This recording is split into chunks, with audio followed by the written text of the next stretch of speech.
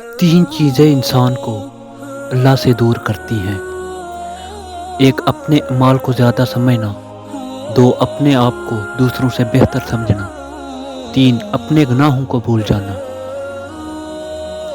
قدرت نے پیسہ ہر انسان کے نصیب میں نہیں لکھا، لیکن پھر بھی ہر انسان دولت حاصل کرنا چاہتا ہے۔ اگر حاصل کرنا ہے تو اس رب کی ذات کو حاصل کرو جو ہر انسان کو دولت مند بنا دیتا ہے۔ صبر میں شکوہ نہیں ہوتا، صبر میں صرف خاموشی ہوتی ہے، اور اس خاموشی کا شور صرف اللہ کو سنائی دیتا ہے۔